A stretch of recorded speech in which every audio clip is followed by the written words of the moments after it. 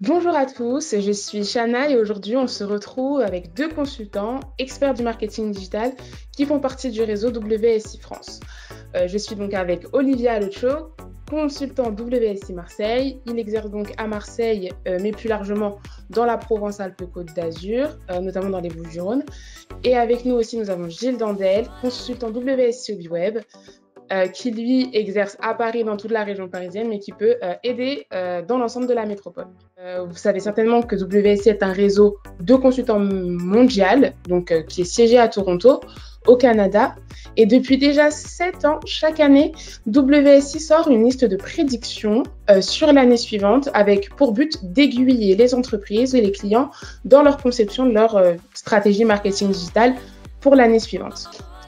Nombreuses d'entre elles se sont déjà réalisées et voilà pourquoi je vais vous présenter les 5 nouvelles prédictions de l'année 2022 et nos consultants ici présents n'hésiteront pas à donner leur avis et à apporter de nouveaux points à prendre en compte pour 2022.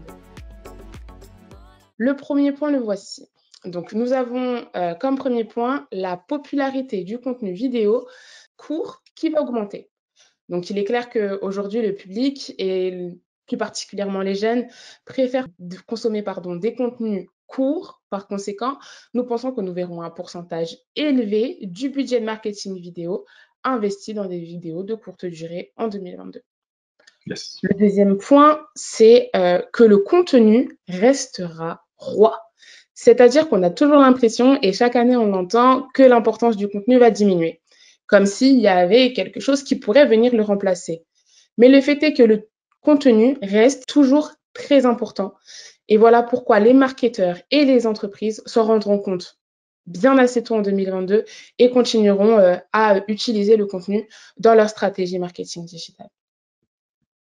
Le troisième point, c'est le concept de métaverse qui va se généraliser. Vous avez certainement entendu parler du changement de nom du groupe Facebook en Meta. Eh bien, WSI prévoit qu'en 2022, le concept de métaverse, c'est-à-dire d'univers numérique, digital, prendra une plus grande ampleur. Les entreprises et les sociétés qui trouveront le moyen de mettre le concept de métaverse à leur service en 2022 seront certainement les grandes gagnantes.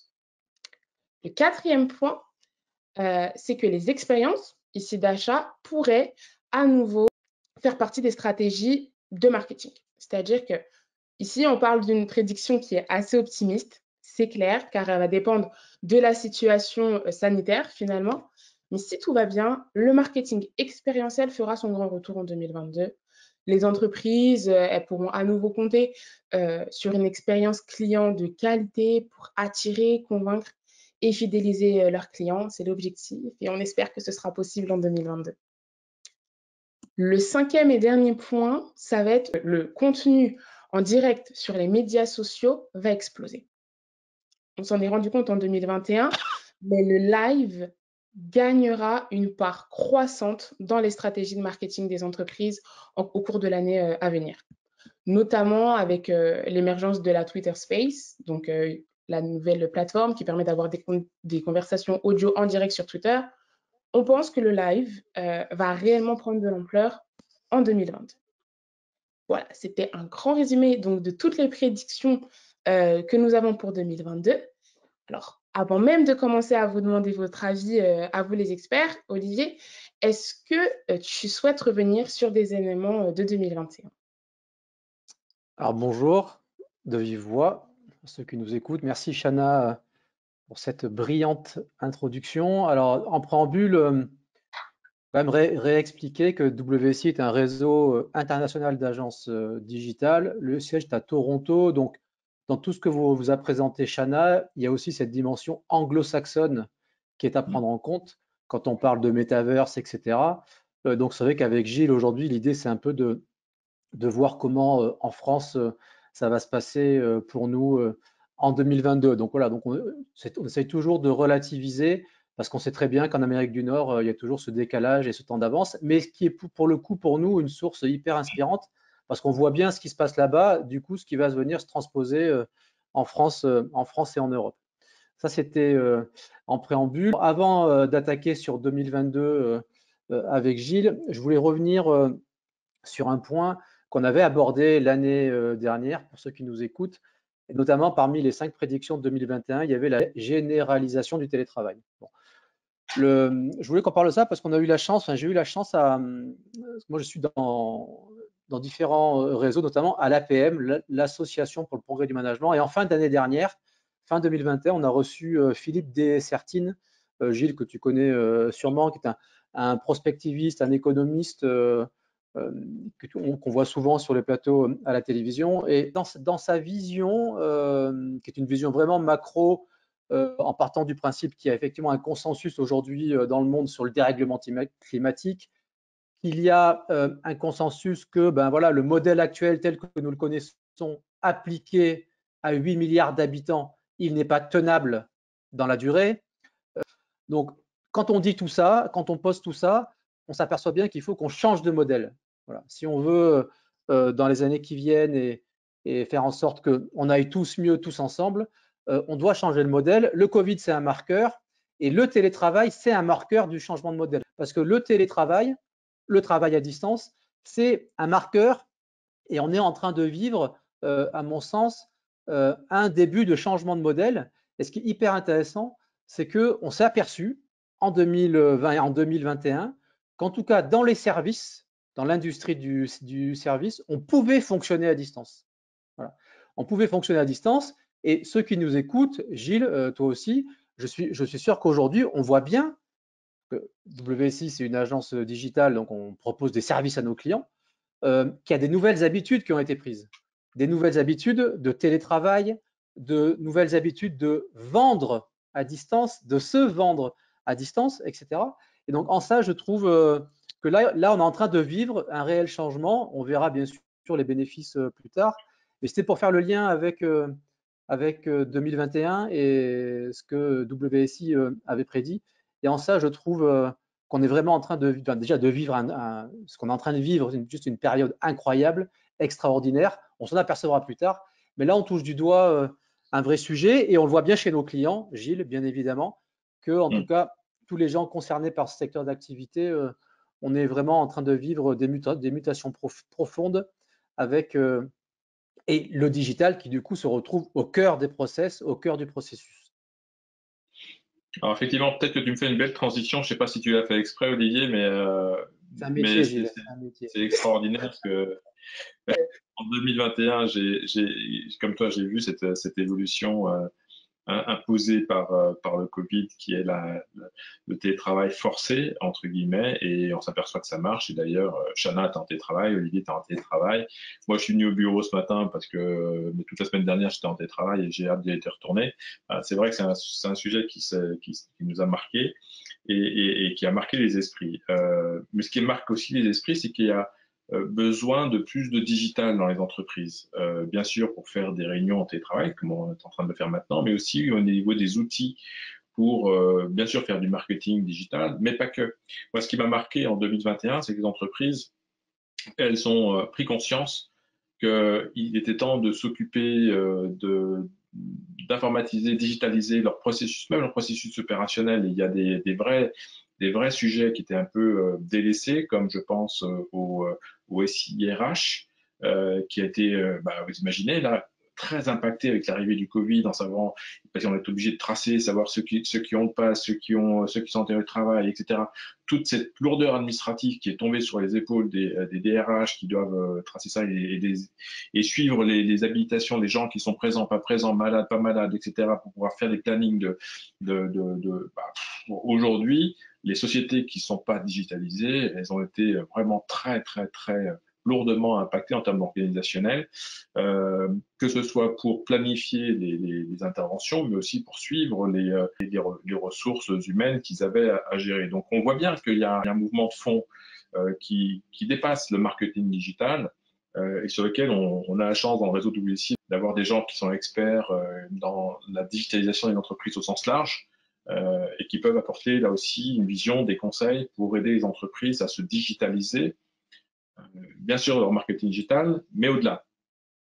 Donc ça, c'était juste une petite aparté, mais je pense que c'est une tendance qui va se confirmer encore en 2022, d'autant que 2023, il y a un coup près, ça y est, les factures électroniques, ça doit être mis en place, il y a tout un pan des entreprises qui doivent vraiment se digitaliser, et il est temps pour elles, si c'est pas déjà démarré, d'y aller.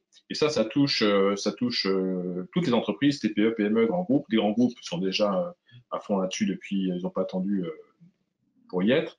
Mais les TPE, PME, bah, elles ont besoin d'être accompagnées. Et la bonne nouvelle, c'est que avec le mode SaaS, le mode solution par Internet, il y a des tas de solutions qui étaient avant des logiciels qu'il fallait acheter, des trucs qui coûtaient cher, etc., qui deviennent maintenant abordables en mode abonnement mensuel qui passe dans les charges. Et donc, c'est quelque chose qui est assez facile à s'approprier, mettre en œuvre. Bon, voilà, c'était juste un petit point pour terminer ton introduction, Chana, qui était très claire.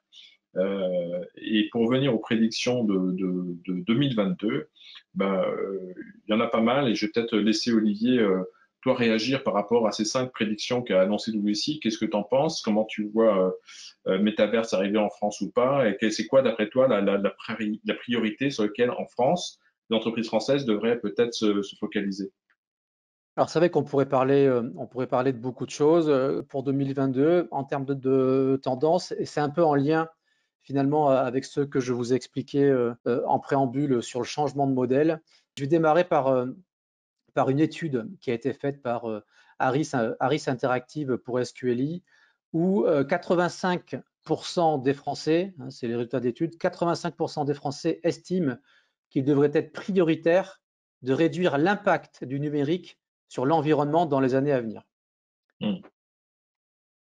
Ça, c'est un chiffre qui est assez incroyable. Donc, concrètement, comment ça se matérialise? On voit arriver l'émergence de ce qu'on appelle le Green IT, voilà, l'informatique dite verte. Et je voulais qu'on fasse un focus ensemble sur ce point-là, qui est, à notre sens, chez WSI, un des enjeux majeurs de 2022 et bien sûr des années à venir. Alors, si on devait donner une définition du Green IT, c'est quoi le Green IT?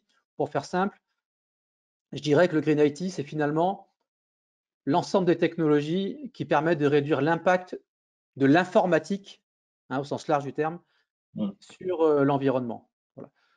Et donc concrètement, c'est quoi? C'est utiliser par exemple des logiciels moins énergivores, des logiciels qui vont moins consommer de ressources. C'est utiliser des serveurs à faible consommation d'énergie. C'est faire héberger vos solutions dans des data centers qui, du coup, là aussi, vont consommer moins d'énergie, etc. C'est mettre en place des méthodes, des process qui vont faire en sorte que votre informatique va non seulement moins vous coûter, mais être moins consommatrice et moins pénalisante pour l'environnement. Bref, c'est tous ces sujets-là qui qui quelque part, l'enjeu du Green IT, c'est de pouvoir rendre le numérique bénéfique, aussi bien pour l'environnement que pour l'humain. Voilà. Et on voit bien aujourd'hui qu'il y a des entreprises qui ont pris le virage. On voit bien, parce que nous, on reçoit des appels d'offres, donc on voit bien que dans les appels d'offres, de plus en plus, ce volet Green IT est mis en avant. Aujourd'hui, on va visiter des entreprises qui émettent des appels d'offres, qui, elles, ont déjà intégré une démarche, on va dire, écologique dans leurs activités. Et finalement, leur informatique, ça peut être le prolongement de cette démarche qui a déjà été initiée aussi. Voilà. On voit bien aussi les DSI dans les grands groupes qui mettent vraiment le cap sur le Green IT avec finalement en ligne de mire des économies de coûts, clairement, et puis bien évidemment en ligne de mire une éthique citoyenne. Alors concrètement, chez WSI, là on en parle, on parle de ce qui se passe, on parle d'une réalité, on parle d'un enjeu. Mais chez WSI, depuis 2 ans, on a nous aussi pris le pli du Green IT avec une solution qui permet aujourd'hui à nos clients de pouvoir commencer la démarche de Green IT. Donc la démarche qui est de dire je veux réduire l'impact environnemental de mon informatique, avec une solution qui s'appelle Carefast et qui permet de faire votre site internet, que ce soit un site vitrine ou un site e-commerce, avec une solution informatique moins énergivore pour l'environnement. Et donc, en termes simples, et sans rentrer dans les détails, ce n'est pas le but de cette intervention, mais c'est de dire que quand aujourd'hui vous allez faire un site internet, que vous allez utiliser les CMS connus du marché, des WordPress, etc., ces logiciels-là, qui sont des logiciels dits libres, ces logiciels embarquent avec eux du code superflu, toute une technologie qui est lourde et qui, elle, est consommatrice d'énergie parce qu'elle demande beaucoup de ressources matérielles pour faire tourner ces logiciels-là. Avec Carefast, on a développé un CMS, WSI a développé un CMS qui permet du coup d'embarquer uniquement le code informatique dont on a besoin pour s'afficher à l'écran. Voilà. Et donc ça, c'est un double avantage, pour faire très simple, je dirais un triple avantage. Le premier, c'est moins énergivore en ressources matérielles, donc c'est un premier pas vers du Green IT, premier point. Deuxième avantage, avec le téléphone mobile, ça permet de faire monter les sites internet de manière hyper rapide sur téléphone portable. Et on sait qu'aujourd'hui, la navigation sur mobile, moi j'ai des clients, toi aussi Gilles, où 80% des utilisateurs vont sur le site internet du client depuis un téléphone portable. Voilà, donc là, Carefast, ça permet d'aller, comme son nom l'indique, monter des sites de manière hyper rapide sur un téléphone portable. Et troisième gros avantage de cette solution, donc Green IT, chargement sur mobile, c'est le référencement, puisqu'on s'aperçoit que tous les clients qu'on bascule maintenant depuis 2 ans, enfin 1 an et demi, 2 ans sur Carefast, on voit clairement une montée du référencement sur ces sites internet, parce qu'on sait que dans tous les critères Google qui sont pris en compte dans le référencement, et Gilles, je te fais la transition, l'expérience utilisateur, et notamment sur mobile, c'est un élément majeur. Voilà. Donc voilà une tendance lourde que je voulais partager avec vous pour 2022, que je trouve très intéressante, et bien évidemment sur les années à venir, cette notion de Green IT. Merci Olivier. Alors je vais reprendre la balle au bon puisque tu me l'as gentiment passé. Encore une fois, en fait moi ce que je retiens, c'est effectivement l'importance du Green IT, et je te rejoins entièrement. C'est important de commencer à faire attention à la planète. Et si le marketing digital peut y contribuer, il n'y a pas de raison de s'en priver. D'autant qu'on voit que les résultats améliorent les performances, que ce soit en termes d'expérience utilisateur et en référencement. Donc d'ailleurs, je sais que je te coupe Gilles, mais j'ai oublié de mentionner, tu allais peut-être le faire. Quand on parlait d'entreprises françaises qui ont commencé la démarche, quand on avait préparé cette intervention, tu m'avais parlé de Dalkia, par exemple. Vous pouvez aller voir sur le site de Dalkia, qui est une filiale du groupe EDF. Et puis, pour ceux qui suivent l'actualité, notamment l'actualité du Bitcoin, vous savez aujourd'hui qu'il y a des pays qui ont interdit le minage des bitcoins sur leur territoire, que vous connaissez ou pas, c'est ces notions de ferme, parce que l'impact environnemental est beaucoup trop énergivore et ne va pas du tout dans le sens de l'histoire. Ok.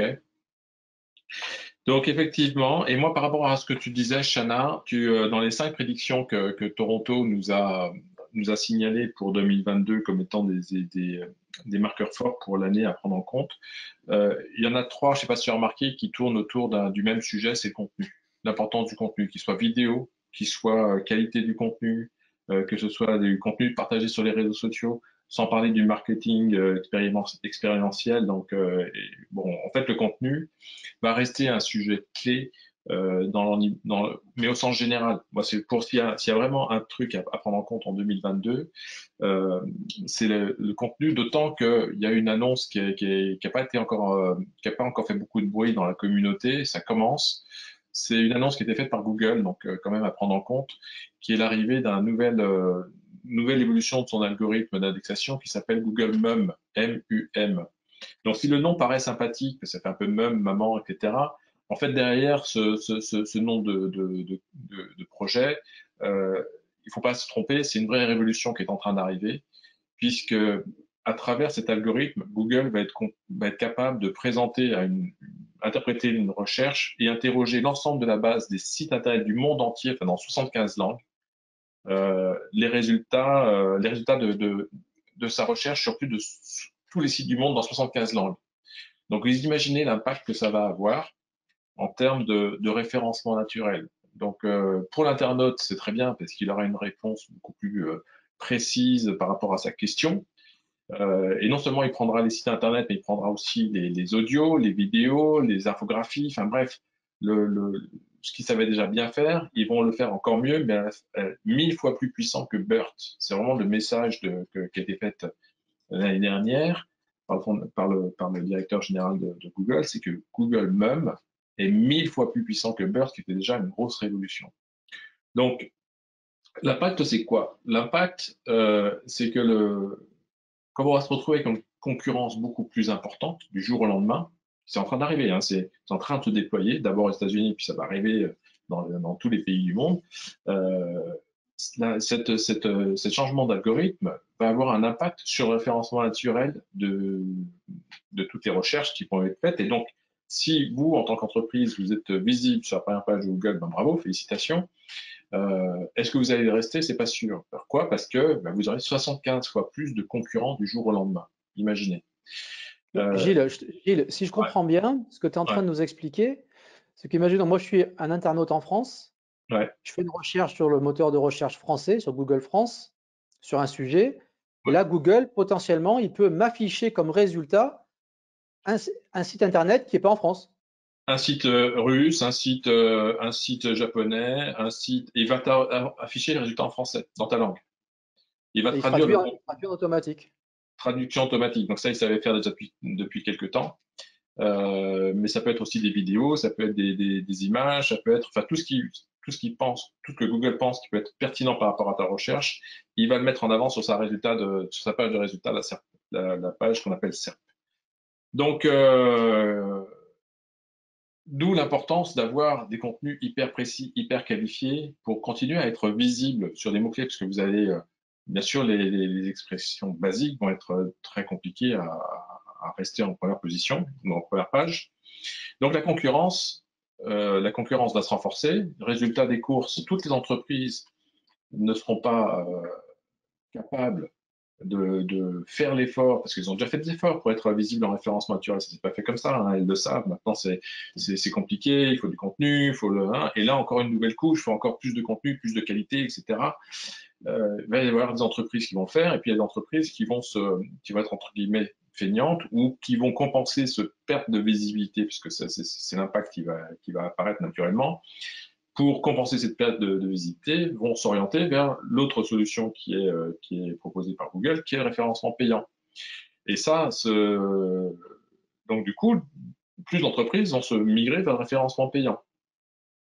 Résultat, la concurrence va aussi augmenter sur le référencement payant. Et qu'est-ce qui se passe quand il y a plus de concurrence sur le référencement payant? Bah, le coût par clic des mots-clés va augmenter. Donc le coût par clic va augmenter, le coût par lead va augmenter, et résultat, la facture, au bout du compte pour le client final, il faudra qu'il paye plus cher pour faire plus de référencement naturel, pour avoir plus de qualité, plus de contenu de qualité sur son site. Il faudra qu'il paye plus cher le coût du référencement payant. Donc double peine. Pour l'internaute lambda, c'est très bien parce que lui, il aura une réponse toujours plus pertinente par rapport à ces questions, et c'est ce que Google a toujours promis à ses utilisateurs, c'est on vous transmet la meilleure réponse, la plus pertinente par rapport à votre question. Donc, par rapport à son éthique, Google est tout à fait en phase avec son discours. Pour les entreprises, par contre, double peine, plus de travail en SEO et plus de budget en SIA. D'où l'importance et ça c'est mon analyse, hein, c'est pour éviter parce que toutes les entreprises vont pas être capables de payer ce surcoût qui peut devenir important, il est vraiment essentiel de se concentrer sur qui est-ce qu'on va faire venir sur son site, bien ciblé, mieux ciblé, pour éviter de dépenser de l'argent en faisant du contenu beaucoup plus précis, beaucoup plus quali. Donc c'est pas tellement du plus de contenu, mais c'est du plus de contenu qualifié qui va avoir pour objectif d'améliorer le taux de conversion. Et donc peut-être moins de visiteurs, mais plus de visiteurs ciblés, qualifiés, qui auront plus de chances de convertir. Donc c'est ça mon message, c'est pour 2022, il est urgent de travailler la qualité du contenu pour attirer les bons visiteurs afin d'optimiser le taux de conversion. Et alors, optimiser le taux de conversion, ça reprend ce que tu disais tout à l'heure, Olivier, parce qu'avec Google Maps, avec des sites qui sont rapides, qui s'affichent rapidement, qui s'affichent sur des mobiles, etc., on sait que ça a un impact sur le taux de conversion aussi. Et donc, à nous deux, je crois qu'on a les deux solutions qui vont contrecarrer ces deux pénalités. un meilleur contenu.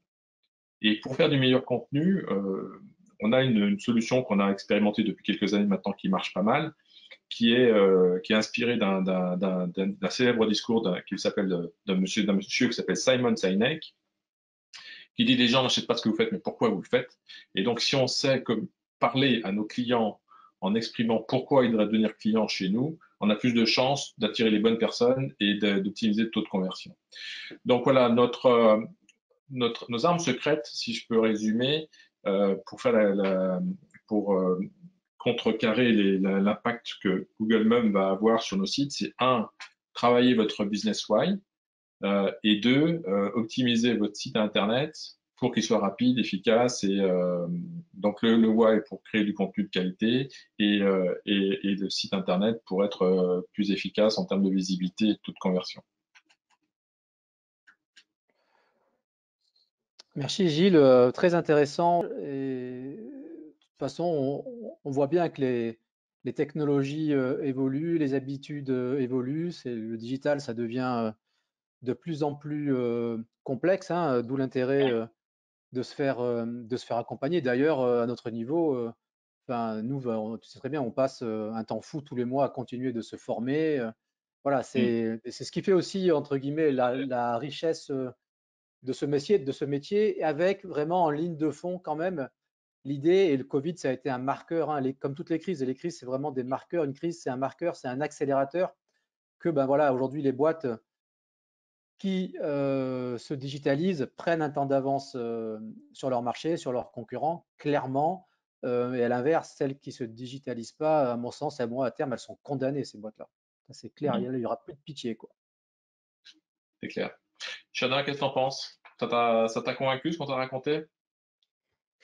Je suis personnellement convaincue. Je pense que nous avons maintenant en main effectivement les solutions finalement pour aider à traverser cette année 2022 avec de nouvelles solutions, de nouvelles tendances, avec une nouvelle vision des choses. Et les consultants WSI sont là aussi pour vous accompagner dans cette démarche. C'est pour ça que aujourd'hui vous avez Olivier Alotcho et Gilles Dandel, mais qu'on a d'autres consultants partout dans la francophonie qui seront eux aussi capables de vous aider dans vos régions à pouvoir justement digitaliser votre entreprise, comme le disait Olivier juste avant, ou vous accompagner dans votre stratégie marketing digital. Donc, donc merci beaucoup Olivier, merci Gilles pour toutes ces informations, pour toutes ces tendances qu'on va suivre. On aura certainement droit à une partie 2 de cette vidéo en fin 2022. J'espère que vous serez là pour faire vos propres conclusions de toutes ces tendances. Et en attendant, on se retrouve très bientôt pour un nouveau focus marketing digital avec notamment de nouveaux experts qui seront là aussi pour donner leurs avis sur d'autres thématiques marketing digital. Donc, n'hésitez pas, en tout cas, si vous avez des questions, à vous tourner vers un consultant WSI. Donc, encore une fois, merci à vous deux et on vous souhaite une excellente année 2022. Toi aussi. Merci à tous.